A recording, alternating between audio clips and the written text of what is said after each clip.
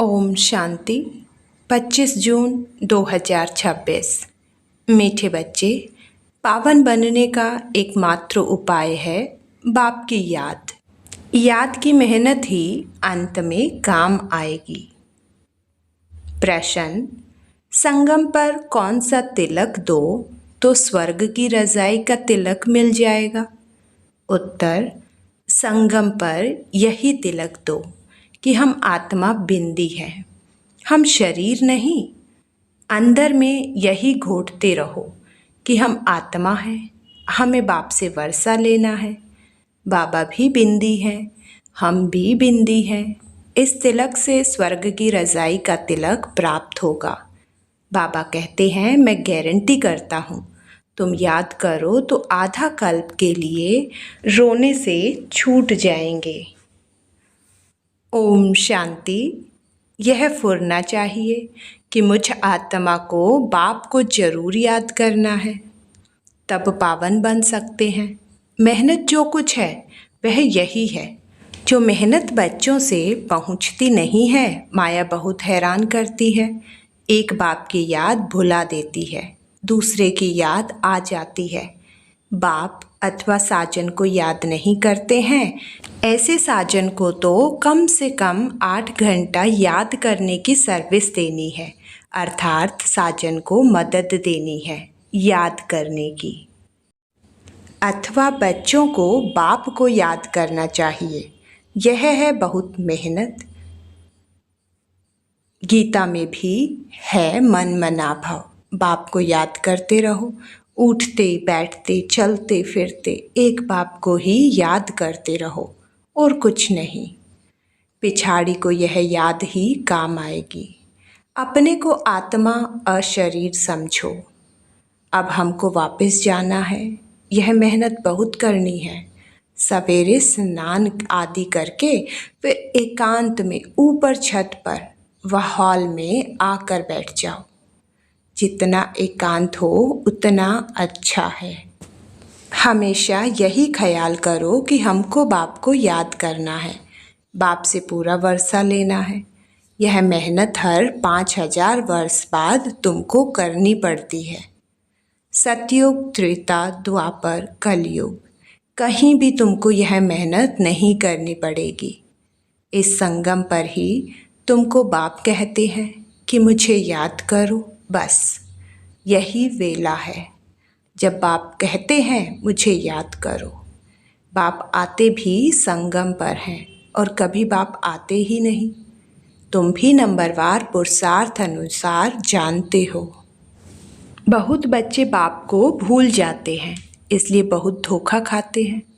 रावण बहुत धोखेबाज है, आधा कल्प का यही दुश्मन है।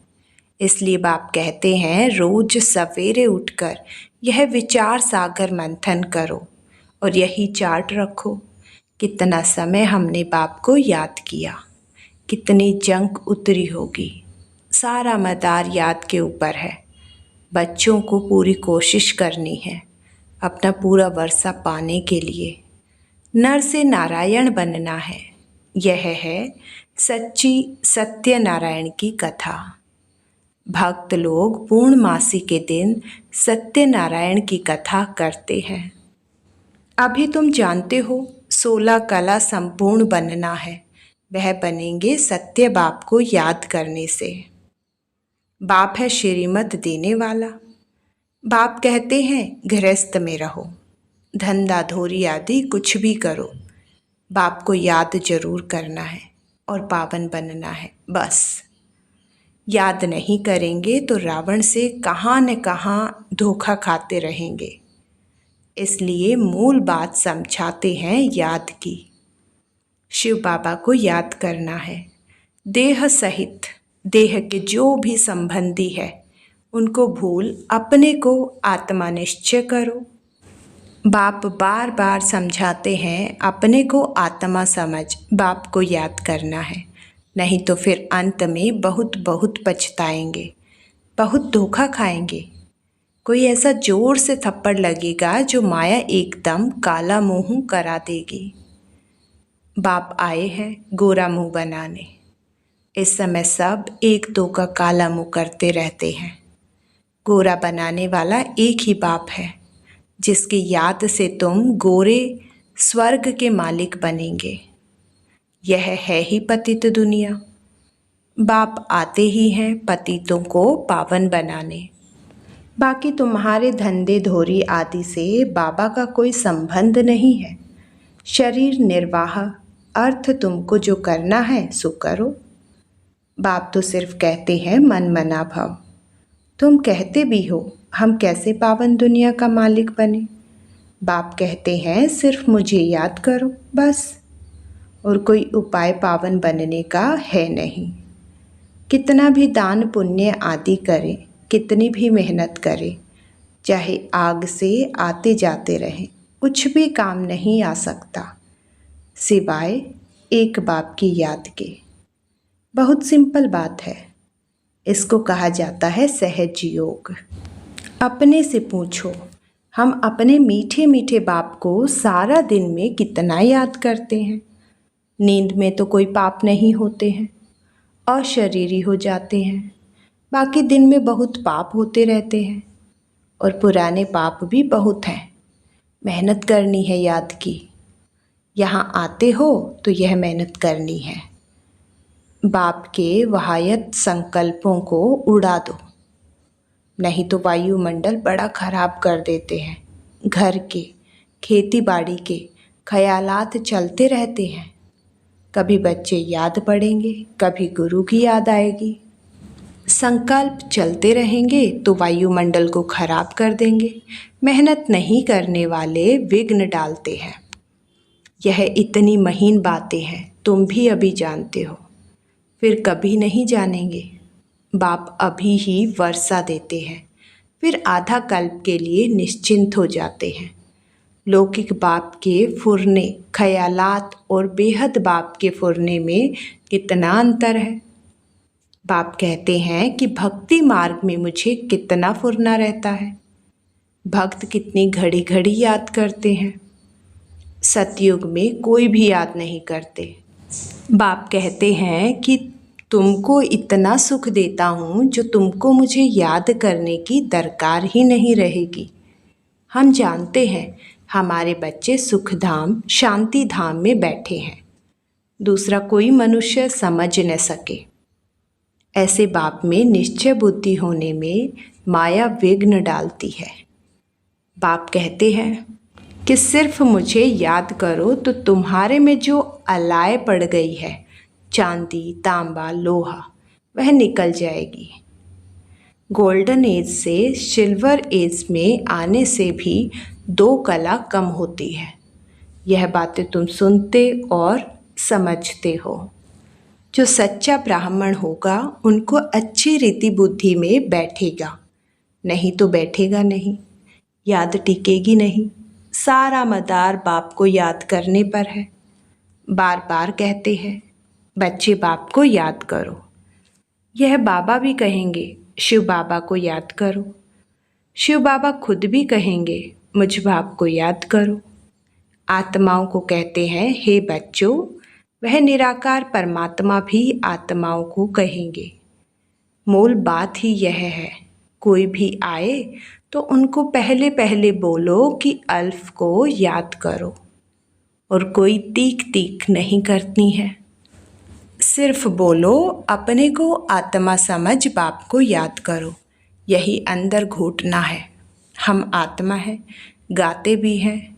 न तुलसीदास चंदन घिसे, तिलक देत रघुवीर। तिलक कोई स्थूल थोड़ी ही है। तुम समझते हो कि तिलक वास्तव में इस समय का यादगार है। तुम याद करते रहते हो, गोया रज़ाई का तिलक देते हो। तुमको रज़ाई का तिलक मिलेगा, डबल सिरताज मिलेंगे बनेंगे। रज़ाई का तिलक मिलेगा अर्थात स्वर्ग के महाराजा महारानी बनेंगे। बाप कितना सहज बताते हैं। बस सिर्फ यह याद करो, हम आत्मा है, शरीर नहीं। हमको बाप से वर्षा लेना है। तुम जानते हो हम आत्मा बिंदी मिसल है, बाबा भी बिंदी है। बाबा ज्ञान का सागर, सुख का सागर है। वह हमको वरदान देते हैं, इनके बाजू में आकर बैठते हैं। गुरु अपने शिष्य को बाजू में बिठाए सिखाते हैं। यह भी बाजू में बैठे हैं। बच्चों को सिर्फ कहते हैं, अपने को आत्मा समझो, मामेकम याद करो। सतयुग में भी तुम अपने को आत्मा समझते हो, परंतु बाप को नहीं जानते हो। हम आत्मा शरीर छोड़ते हैं, फिर दूसरा लेना है। ड्रामा अनुसार तुम्हारा पार्ट ही ऐसा है, इसलिए तुम्हारी आयु वहाँ बड़ी रहती है, पवित्र रहते हो। सतयुग में आयु बड़ी रहती है, कलयुग में छोटी हो जाती है। वहाँ है योगी, यहाँ है भोगी। पवित्र होते हैं योगी। वहाँ रावण राज्य ही नहीं है, आयु बड़ी रहती है। यहाँ आयु कितनी छोटी होती है, इसको कर्म भोग कहा जाता है। वहाँ अकाले मृत्यु कभी होती नहीं।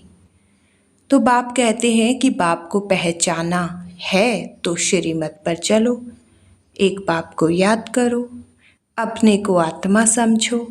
हमको अब जाना है, यह शरीर छोड़ना है, बाकी टाइम सर्विस में लगाना है। तुम बच्चे बहुत गरीब हो, इसलिए बाप को तरस पड़ता है। तुम बूढ़ियों, कुब्जाओं आदि को कोई तकलीफ़ नहीं देते हैं।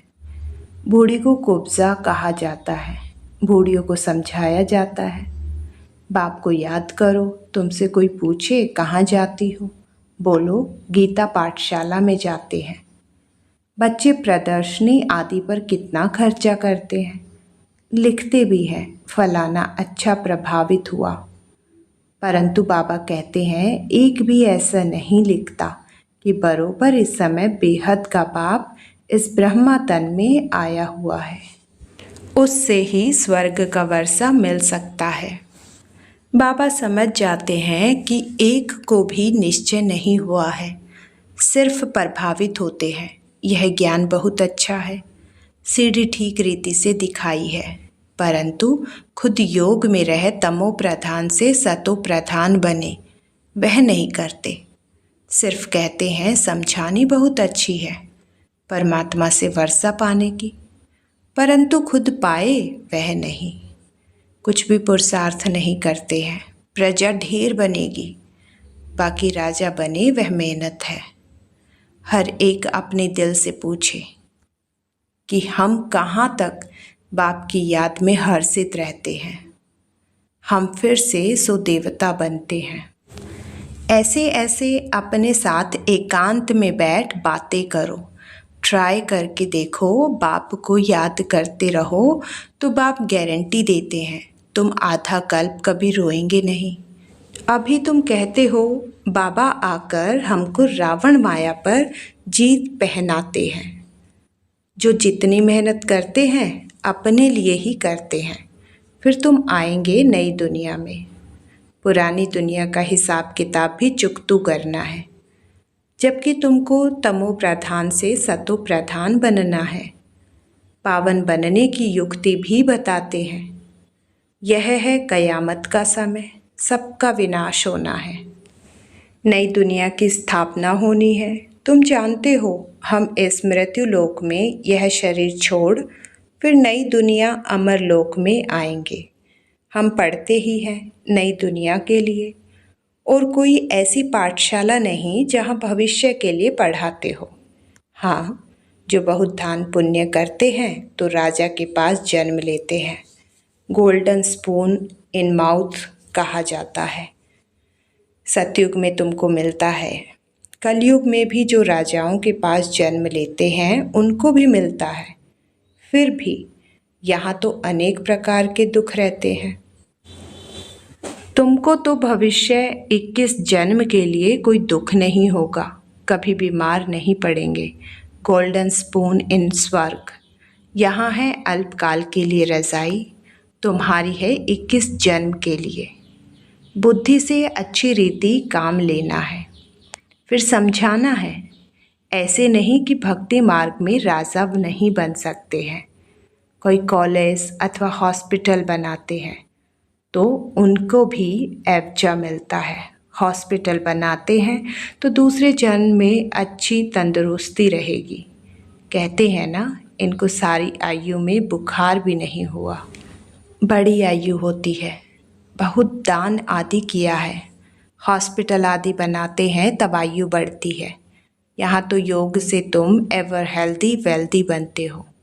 योग से तुम 21 जन्म के लिए सफ़ा पाते हो। यह तो बहुत बड़ी हॉस्पिटल, बहुत बड़ी कॉलेज है। बाप हर बात अच्छी रीति समझाते हैं। बाप कहते हैं जिसको जहाँ मज़ा आए, जहाँ दिल लगे, वहाँ जाकर पढ़ाई पढ़ सकते हैं। ऐसे नहीं कि हमारे सेंटर पर आए, इनके पास क्यों जाते हैं। नहीं, जिसको जहाँ चाहिए वहाँ जाए। बात तो एक ही है। मुरली तो पढ़कर सुनाते हैं, वह मुरली यहाँ से आती है। फिर कोई विस्तार से अच्छा समझाते हैं, कोई सिर्फ पढ़कर सुनाते हैं। भाषण करने वाली अच्छी ललकार करते होंगे। कहाँ भी भाषण हो, पहले पहले बताओ शिव बाबा कहते हैं, अपने को आत्मा समझ मुझ बाप को याद करो तो तुम्हारे विकर्म विनाश होंगे और पावन दुनिया का मालिक बनेंगे। कितना सहज समझाते हैं। अच्छा, मीठे मीठे सिकिलदे बच्चों प्रति माता पिता बाप दादा का याद प्यार और गुड मॉर्निंग। रूहानी बाप की रूहानी बच्चों को नमस्ते। धारणा के लिए मुख्य सार। नंबर 1, बाहर के वाहियात यानी कि व्यर्थ ख्यालातों को छोड़ एकांत में बैठ याद की मेहनत करनी है। सवेरे सवेरे उठकर विचार सागर मंथन करना और अपना चार्ट देखना है। नंबर 2, जैसे भक्ति में दान पुण्य का महत्व है, ऐसे ज्ञान मार्ग में याद का महत्व है। याद से आत्मा को एवर हेल्दी वेल्दी बनाना है, अशरीरी रहने का अभ्यास करना है। वरदान, कंबाइंड रूप की सेवा द्वारा आत्माओं को समीप संबंध में लाने वाले कंबाइंड रूपधारी भव। सिर्फ आवाज़ द्वारा सेवा करने से प्रजा बनती जा रही है, लेकिन आवाज़ से परे स्थिति में स्थित हो, फिर आवाज़ में आओ। अव्यक्त स्थिति और फिर आवाज़, ऐसे कंबाइंड रूप की सेवा वारिस बनाएगी। आवाज़ द्वारा प्रभावित हुई आत्माएं अनेक आवाज़ सुनने से आवागमन में आ जाती है, लेकिन कंबाइंड रूपधारी बन कंबाइंड रूप की सेवा करो तो उन पर किसी भी रूप का प्रभाव नहीं पड़ सकता। स्लोगन, साधनों में बेहद की वैराग्य वृत्ति की साधना मर्ज होने न दे। अव्यक्त इशारे, सदा हर्षित रहने के लिए अपनी नेचर को सरल बनाओ, सहनशील बनो। जो सहनशील बच्चे हैं वे अपनी सहनशीलता की शक्ति से कैसे भी कठोर संस्कार वाले को, कैसे भी कठोर कार्य को शीतल बना देते हैं, वह सहज कर देते हैं।